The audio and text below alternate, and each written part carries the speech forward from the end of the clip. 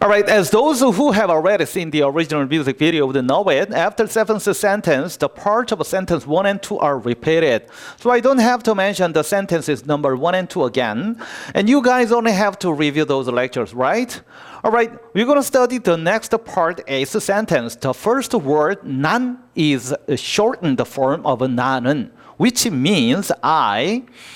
지금 is now, and 세상 is a world. And 의 is a genitive case, and 문 is gate.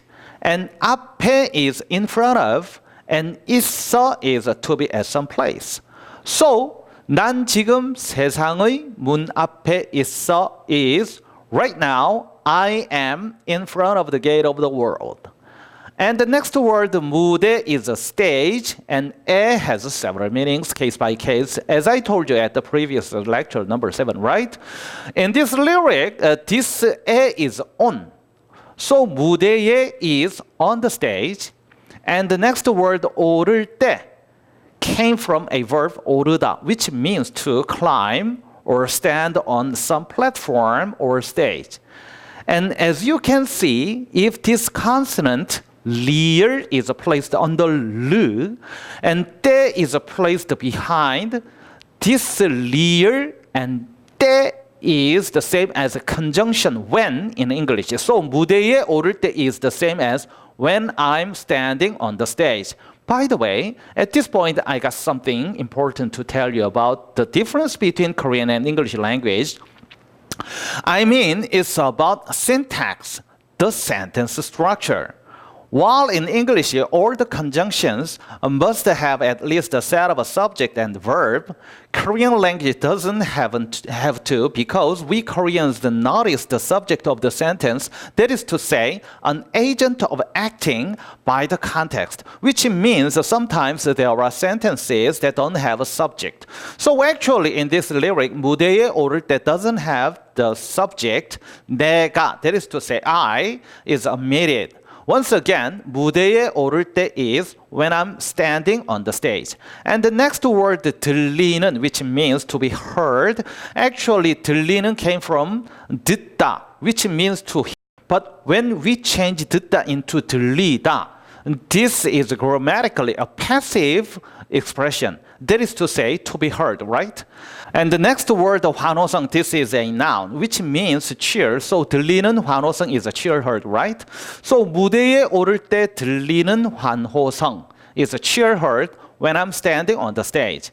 And the next sentence is, as you can see, the English sentence. Can't you see my stacked broken thesaurus? And the next word is 이제, which is the same as 지금. So 이제 and 지금 both are the same meaning now. And 난 is I. And 다시 is an adverb. And its meaning is again. And the next word, 태어나네. 태어나네 came from a verb, 태어나다, which means to be born.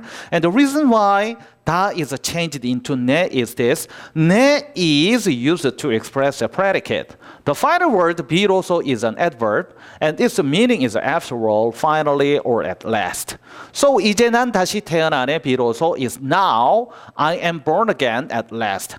And two English sentences again. When the night comes, mumble, mumble, mumble. When the night comes, tumble, tumble, tumble. And the last sentence is mixed with English and Korean. The letter 를 behind the studio is the objective particle. And 채운 came from a verb 채우다, which means to fill. And if we remove that and place near under 우, 채우다 is changed into 채운. The reason why this is changed into like this is to modify the noun behind, which is 저음. And its meaning is a low note. So studio를 채운 저음 is low note filling the studio. And finally, the last word dumb is the onomatopoeia, that is to say the imitating sound of a deep heavy sound like a drum. And now we're gonna go over the whole sentences. 난 지금 세상의 문 앞에 있어 is right now I am in front of the gate of the world. 무대에 오를 때 들리는 환호성 is cheer heard when I'm standing on the stage. And the English sentence, can't you see my stacked broken thesaurus? And the next sentence, 이제 난 다시 태어나네 비로소 is now I am born again at last. And the studio를 채운 점 is low note filling the studio. Bass drum goes like dum dum dum.